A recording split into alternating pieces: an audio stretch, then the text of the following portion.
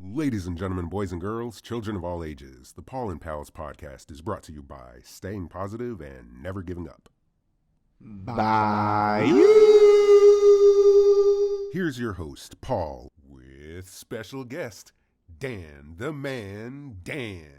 I haven't talked simulation. Like we have to. There's a lot. Yeah. And that's what I'm talking about. I can't talk that with other people. If I'm like, yeah, what do you think about the simulation theory? It's going to be a 2-minute topic. And I feel like, anything worth that, like we have similar taste in things that interest the mind. So I can't do that to everybody. Like I just got into a podcast with Len and Will, and I was talking about the Kyrie situation with the whole vaccine thing. Yep. And they have great opinions, but they're talking about strictly from a sports point of view. And I'm like, dude, it's deeper than that to me. And I'm going into my deepness. And then, when she was back, but he's destroying the team function. I'm like, it's so beyond that. Like, forget past the team. He comes at it from a point of view. All right, so I'm smoking, but I'm trying to weigh my job options. So I'm trying not to go too heavy in this. So right now I'm just placeboing myself with. I can stop this too. As soon as we start, I probably won't. No, fair. But if you feel like it, go ahead. I'm smoking like CBD bud that has like less than it's like a 0.01%. Yeah. THC. So I'm literally just lying to myself. I'm like, well, I don't want to do cigarettes. No, I feel like I'm a smoker. But you need something. I mean, that's why I like joints though, because I need that oral fixation or whatever. It's like different than anything else, right? It's I don't. The process of that is like I don't want to do gummies. Like I don't. Yeah, I'm the same. I'm just like I'm a smoker. Sometimes I smoke. I have like the volcano because Mike got me on that shit, and after you like vape the weed, you could still, it's like what you're explaining. It's like, it doesn't really get you stoned, but it's like something. I'll make joints with the leftover of that if I can't get stoned, but I just need to I gotta go out. I need like kind of just the process of it. Yeah. And it definitely is. Yeah. It definitely is. I'm smoking like movie set weed. So whatever. But I do have this though. My brother-in-law gave me a bottle of absinthe. Oh, like the tincture? Or is like an actual bottle of absinthe? No, it's an actual bottle of absinthe. Okay, yeah. Absinthe, but it says absinthe on it. Has Van Gogh on the box, which is awesome. It's green. I'm gonna take a shot to commemorate being back, man. I missed you, bro. You know what though? Hold on. I'll do one with you. All right, it's going right there. Hold on. Yeah, no, we're good. I don't have shot glasses, so I made myself a little. Yeah, I feel like anything can be turned into a shot glass. Yeah, that's what I'm saying, right? It's just a measurement that goes in. Yeah, there you go. Cheers, bro. Cheers, man. Mine was whiskey that I enjoy, though. So I don't know. It's not really the same experience. I should have put a little bleach in there or something. It's what is it? Ooh, that woke me up, bro. Yeah. Have you ever had absinthe? No. It is. You see me drunk, bro. I don't know if I could.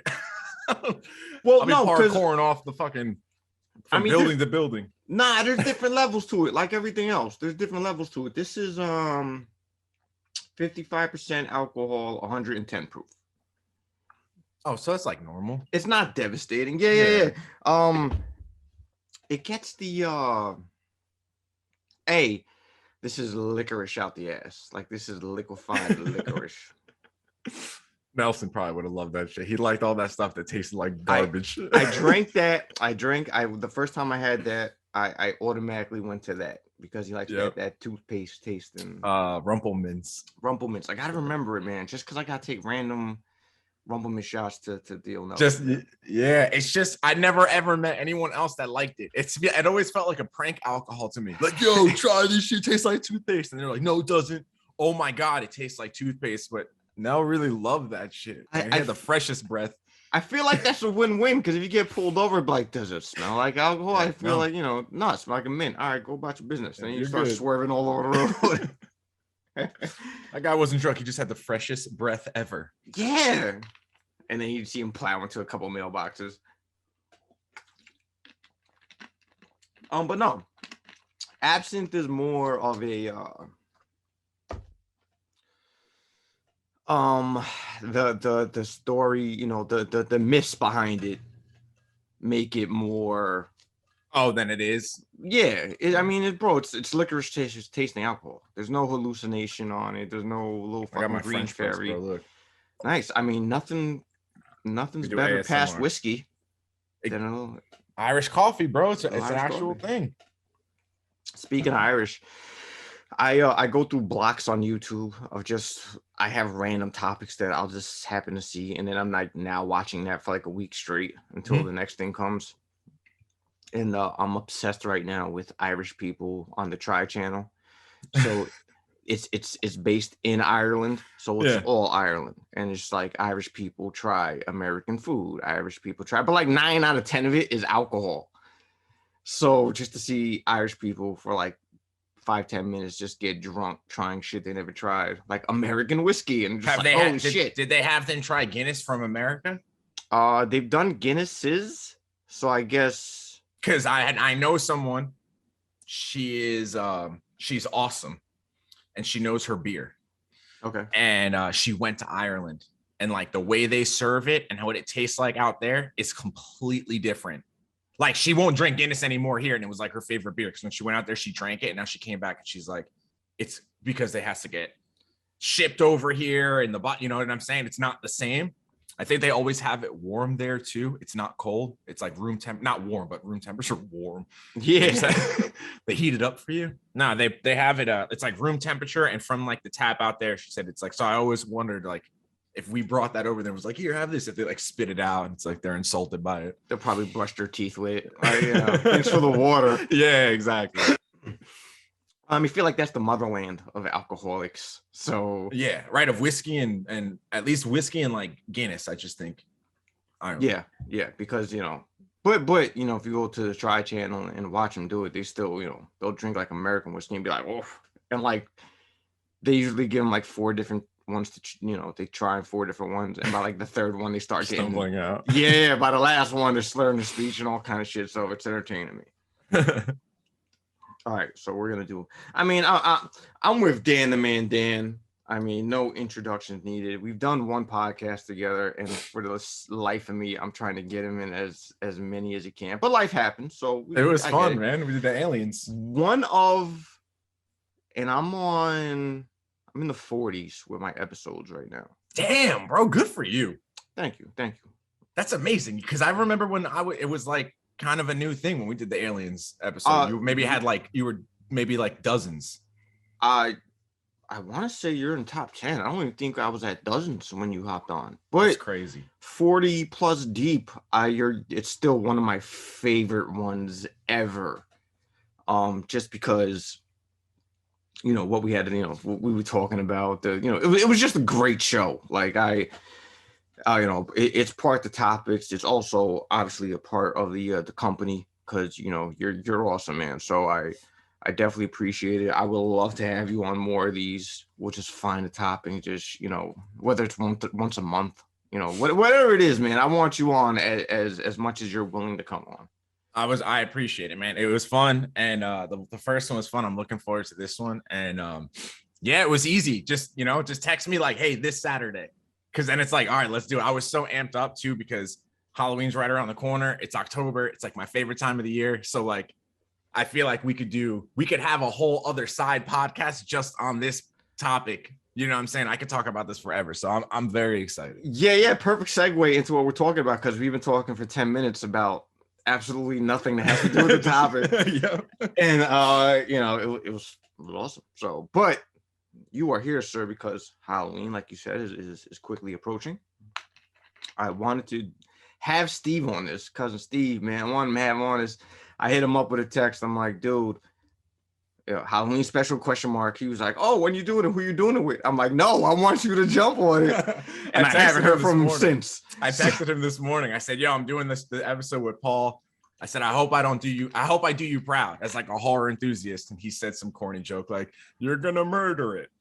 And I was like, oh, there he is. And we could have used that on the show, but shout out to Steve. I do. I'm like, are you down? And I haven't heard from him since. We'll use this to hook him in, bro. We'll just have so much fun on this episode. And you know what? I'll fuck things up on purpose where he's like, I gotta go on there. He did it wrong. I gotta, be the referee here. Steve, when you hear it, come on in, man. Come on in. We'll get him in. We'll get him in the horror round too.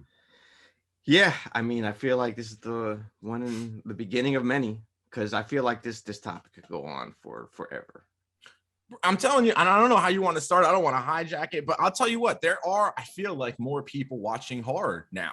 I feel like I've been like a horror fan my whole life. I feel like for a while there, I wasn't on the cool side of things. You know what I'm saying? Like I think horror had like a bad rap to it. And now, probably because the world is losing their minds, more people are kind of like proud. There's just more people watching horror now than I feel like ever. Like, and my mom's a good example. Like obviously, right? Like she told me about the last one that you put Midnight Mass. Yeah, I mean, we watched the whole thing and it was real spooky. And I remember going to see The Ring with my mom, and I must have been in middle school or just in high school. I think I was like 13 or 14. And bro, shout out to my mom, because she was frightened the whole time, but I wanted to see it. And I don't even think I could have got in without her. It's like, PG-13, I was like 13. Yeah. Right. Like I couldn't even take myself to the movie. So it was the only one that I could get to go watch it. And she hated every second of it, but she sat through that and endured it. And that is still one of the scariest movies ever. And like, it was just a coincidence that was the one that I took my mom to go. So it could have been any other scary movie. I have a note on that. We're going to get to that. But to your credit, though, to your credit, I think that's a keen observation, because I feel like if it was a stock, I feel like horror movies would have been up in the 80s and 90s, because I feel like that's when it was in its purest form, was the 80s and 90s. I feel like they had it right there. And then the horror genre took a dip. But for what you're saying, I agree with. Like now it's at an all-time high. Like the stock hit a which is, it's crazy. There is a theory, and we can get into this again. I don't want to. We can like kind of circle back to this or discuss it now. There's a theory that horror, well, it's not a theory, they've proved it, that when like depression could be objectified, like we could like measure depression. I guess they do it by amount of a lot of things, probably the sales of antidepressants, suicides, whatever. However, they measure that when depression goes up, horror sales go up. There's a correlation. They think that the correlation is, and this is like, I love talking about this specific topic, because when people think horror, they think, oh, you like horror stuff, you probably worship the devil, or it's sick. Why would you want to watch people die like that? Why wouldn't you want to watch a happy movie? Keep going, but that goes into one of my first couple of questions. I got a whole board. I got a whole board now. Like I'm trying to be official with it. It's why do we love these horror movies? Yes. So you can continue, but I feel like that should be the starting point of a question, which is, why do we love these horror movies? I think too, what's important is why, and the subconsciously why we do it, right? Because I was watching, it was a horror documentary, and they brought up this topic about the depression and the correlation between horror. And they said it's because horror is the most authentic genre where you're rooting for the underdog. We don't watch horror. I mean, I know there's going to be outliers here, and there's going to be people that, watch horror for the bad guy to win. But traditional horror, you're rooting for the bad guy to get killed. Right? There's a reason that we coined the term survivor girl, and you watch the Halloween movies and you want Jamie Lee Curtis to kill him every single time. You're not necessarily rooting for Michael Myers. You're rooting for Michael Myers to die. So the correlation, or the idea that they had was that when people are depressed, you want to watch an underdog story. And there's no bigger underdog story than like getting out of a horror movie, right? It's like, it's all odds are against you. Did you hear that? No. Yeah. Okay, cool. All odds are against the main character, right? They're not supposed to live. It's chaos, and it's horrifying, but you're as the audience, and there are some movies where you're rooting for the bad guy by design, and we could talk about that too, in like character development in horror, but you're always rooting for the good guy. So when people are depressed, they want to watch a movie like that. I don't want to watch a movie where the two people are trying to be in a relationship and they don't work out. That's the saddest shit I've ever seen. That's why I can't do like country, like suicide songs. Like I can't, like dramas. I'm not big on dramas. I want to be entertained. Yeah, I agree. But I also think that that's the saddest shit ever. That's the most depressing thing to me. That's what real life is, right? There's people get divorced, they break up and people die. And horror to me it's so much fantasy that I can separate from that I don't feel like I'm actually watching someone die. It's a story. It's so crazy that you know what I mean? But you're also just sitting there and it's the purest form of rooting for the underdog. And I think in a depression or in a pandemic, that's what people want. They want the underdog to win because we kind of all feel like we're underdogs in times like this. So I vibe with that because it's kind of why I started even watching horror and I never thought about it like that. I always just thought that horror was the best distraction from real world. And when I watch a movie, a lot of times I want to be so distracted that I forget about all the other nonsense. And there's nothing that draws me in like horror. The only other, I almost exclusively watch horror except comedy, which is another form of pulling you in to it and making you a part of it where you have some sort of reaction. And I think that there's a reason why Jordan Peele is good at both. I think there's a reason that people who are good at comedy can also kind of, Ashton Kutcher went from, and I'm not saying he's the best example, but went from like comedy thing to being all right in Butterfly Effect. I fucked with that movie. I love Butterfly Effect. Yeah, I think it's cool. I don't know if I would call it like a horror, but like a thriller that pulls you in. Jordan Peele has talked about this before, but I think that there's like a reason that he's so funny, but also makes some of the best horror films, at least recently, in my opinion. Yeah, like it was kind of, I mean, not to say that it doesn't seem like that, but when he made the jump from straight comedy skits to horror, I was like, really? But then everybody was like, this is a great horror movie. Yeah. Like he knows what he's doing. So yeah, it's kind of like the yin and yang of it. And again, like, you know, whether it's comedy or horror, it's a means of detaching from real life for a moment and not having to deal, like you said, with the breakup movie that, you know, you're either living or, you know what I'm saying? Like that. Yeah. You go into that. But I also think going back, I mean, I don't know if you're going to go into this with the subconscious thing. It's kind of like, why do people jump out of planes? Why do people, you know, swim with sharks? It's that internal thrill that just heightens your senses and gets your hairs up, and that adrenaline rush and holy shit, like, wow, this is really happening. Like that I think is also a huge factor in it. I think you're like 1,000% right? There's like, and you know me, but I'll say these things because, you know, we have to like let people in on the inside jokes and things like that, right? But like I've jumped out of a plane multiple times, right? I've done amateur kickboxing, like things that, you know, adrenaline junkies, right? I've done a lot of things, rollerblading and stuff when I was a kid, and always jumping off the second story of the mall onto the Disney store when Jackass was a thing, you know what I'm saying? Like I do remember that clip. It's still on there. It's still on YouTube. Is it? Yeah, I'll send it to you after this. It still lives on. But like I can understand that that energy of being like an adrenaline junkie. And I think what it really is it's flow. It's in those moments where you have to be present. I love that. Right now is a good example of that. I'm not thinking about anything else in the world except this microphone, the questions you're asking, and I'm trying to stay exactly present in this moment. Horror demands that of you. It makes you, it forces you in flow, and not that many things do. Getting punched in the face definitely forces that too, which is why I love that weightlifting I did very, very competitively. If I'm not paying attention to every millisecond of the bar path the bar path while I'm moving this weight for Olympic weightlifting, I'm going to get hurt.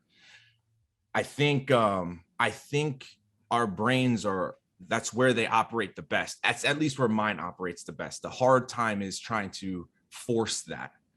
It's, you know, it's hard to say I'm going to be super focused right now in this moment. It's almost like meditation without thinking about it being meditation. You don't have to force it. You're just in that moment. Yeah. I think one of the easiest ways to force that out is through extreme things, jumping out of a plane. You're definitely not going to be thinking about who voted for who, your bills that you have to pay, you know, any drama in your life. When you're falling out of a plane, you can't. And when you land, you almost are, oh shit, I was there. I was in that moment. And a good horror movie, not all of them, but a good horror movie, just like a good comedy, it forces that. It's like here, you have to pay attention to everything on the screen because you're gonna miss crazy eyes back here, and you're gonna miss a shadow go this way, and you don't even want to breathe because you're so scared. And like, not for nothing, I still get scared. I've watched horror movies since I was like 5, and I'm not desensitized to it. But that's why if I wasn't afraid, Paul, I wouldn't watch horror movies. You know, if it didn't scare me, and that's why some genres I don't fuck with because they don't scare me, and some I do because I'm horrified by it. So it goes back to, so I think that's the added bonus of watching horror movies compared to jumping out of a plane, kickboxing, like doing those things that elevate your intensity and just has you zoned out in the moment. Like those things can go wrong and you can get hurt or possibly killed depending on whatever situation you're going to.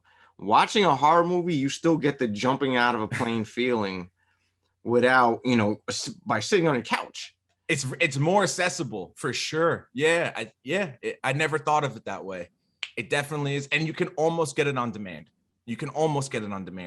The part being the movie has to authentically scare you, right? So you kind of don't know that until you put the movie on. But you know, a bad horror movie, there's bad ones out there, and again, I don't think I'm a horror elitist. I would hate that. I don't think I'm a horror expert. To be honest, I would probably do very poorly on like a quiz on like horror. What year was this out? I wouldn't do that good in it. Yeah. But I'm definitely a horror enthusiast. Like, watched horror my whole life. I have my ashtray right here is a skull. Nice, yeah, nice. I have my entire leg is covered in a horror tattoo about this big. Like, I love it. It's part of my life. Me, not so much. I'm more of a comedy dude. I'm more of a, you know, action, just anything to keep me entertained. Now, that's not to say, like, again, because we're gonna go down the list of characters and movies, and in doing my little bit of research and doing my little bit of homework prepping for this, I realized, like, you know what, I do like horror more than I actually thought I do. But I'm a pussy when it comes to that. Like Large Marge as a kid traumatized me from Pee Wee Herman. I would tell you, bro. I would tell you, and I think Steve would back me up on this, that there's a horror for you. Not all horror is you're grabbing your heart because you're like, oh my God. There might be a version of that isn't like the scariest thing. There's a lot of different horror out there. I think that's the other thing that people that don't really mess with the genre, it's like comedy, right? You have comedy that's like classic comedy to Will Ferrell comedy to stoner comedy. It's all comedy, stand-up comedy, you know what I mean? But it's all very different. I was gonna say that because I feel like with this sudden boom and this renaissance of horror movies now, but I do feel like a lot of movies get lumped into the horror genre that probably shouldn't. Like a lot of things fall into that could fall into thrillers, sci-fi. Yep. But it's Alien is one of those, right? Alien is like kind of a sci-fi movie, but it's fucking horrifying. It's horrifying, but I can't lump it into the horror movie category, you know, because I feel like horror it's like rap music now. It waters down. It ends up being this other genre under the umbrella of rap, but it's not necessarily rap. It's like if you say hip hop, it means a whole different thing than rap, right? Right? Like, isn't that weird though? Because it's kind of the same thing. I think with movies, maybe in general. And again, like I don't really watch other popular movies. Like I probably watched the first Fast and the Furious and that's it. They're like on 12 now, you know, like yeah. I almost exclusively watch horror, and especially in the theater because it's a whole experience. Then it's you can't feel it the same way. But I think, I mean, like to your point, yeah, I think it's hard because then you're going to break out all these subgenres and then it gets convoluted.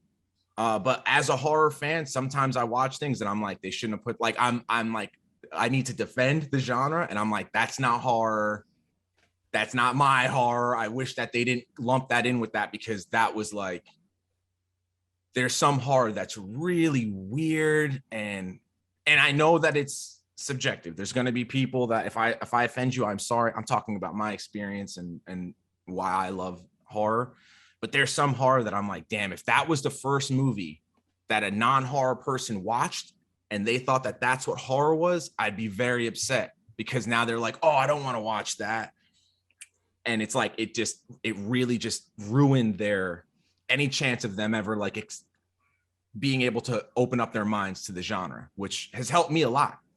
So, I feel bad for people like that just watch the first wrong movie, and you know what I mean? Yeah, and I feel like so many movies now go into that category that, like you said, it gets convoluted, that you think you watch the horror. I saw this horror movie, and then you name it. It's like, that's not a horror movie. Like, get out of here. A good example, like, there's a movie, The Human Centipede. Right. Everyone has heard of it, and that's why I'm using this. That's not horror. That's not, I mean, it is. And I bet you there's people that like love that, but that's not. I feel weird. like, that's what I'm saying. I feel like you go into the sci-fi category of it, but I feel like you go into, I don't want to say thriller, but it's almost comedic when you think about it. Yeah.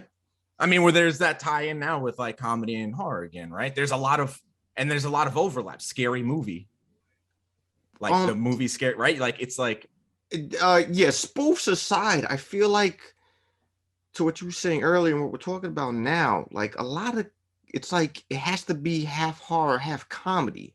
Whereas the horror movies back in the day, there was lighthearted moments. I get what you're saying. And there was moments that made you chuckle, but now it's like, nah, you have to fit all these other subgenres in a horror movie. It's like an Avengers movie, but horror, right? Every, like, all these action movies now are like it's like punchlines and comedy. And I will say though, and it's kind of a bad example, but I'm just going to use it. Freddy Krueger is a good example of, they used to do that back in the day, but I would also argue that some of that is what kind of killed that